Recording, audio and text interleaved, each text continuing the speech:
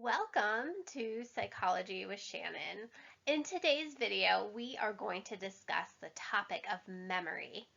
Can you trust your memory of where you were on a specific date and time? If I asked you the question, where were you last Tuesday at 4? You could probably tell me, right? It seems like an easy enough question. I took an informal poll of my friends, and 9 out of 10 people unequivocally answered yes. Unless you know you have an awful memory, I think most people would like to believe they can remember where they were at a specific time. But what happens if your freedom depends on your memory? Ronald Cotton was falsely incarcerated for 10 years before being released from prison.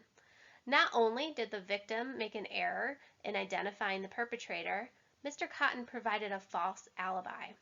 Rather than reporting where he was at the time of the crime, he mistakenly recalled where he had been the week before. This error contributed to his wrongful conviction. Here's the study I'm reviewing today: The Fallacy of an Airtight Alibi, Understanding Human Memory for Where Using Experience Sampling.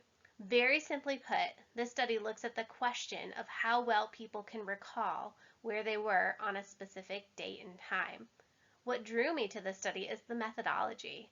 The researchers used a technique called experience sampling. Experience sampling involves recording participants' thoughts, feelings, and behaviors as they unfold.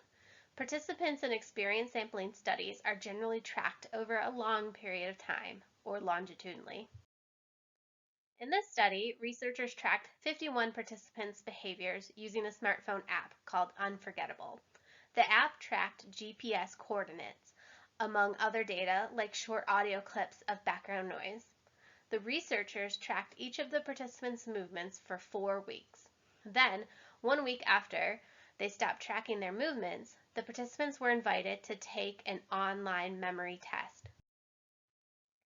Here's what you would see if you were in the study.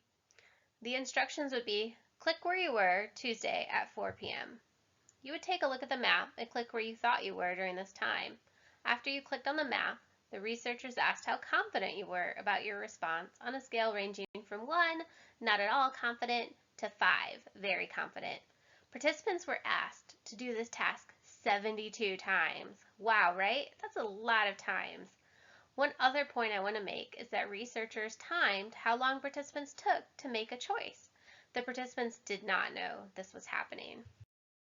Let's take a look at the results. Because of the app, the researchers could use the participants' GPS coordinates to compare where they thought they were at a specific date and time with where they actually were. The first question we want to know is how accurate people are at identifying where they were at a specific point in time. Remember, my friends thought they would always be right. Here's the answer. People were incorrect 36% of the time. Think about that. About a third of the time, people were wrong. Not surprisingly, the more confident people felt about their choice, the more accurate they were.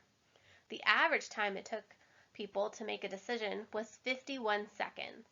The more confident people were, the faster they were at making a choice. So, what kind of mistakes did people make when they were wrong? In the case of Ronald Cotton, he mistakenly retrieved information from his memory the week before the crime. Did people in the study make similar mistakes? The researchers found that people mistakenly chose the right day of the week, but the wrong week 19% of the time. This is similar to what happened with Mr. Cotton. They also found that people mistakenly chose the right hour of the day, but the wrong day 8% of the time.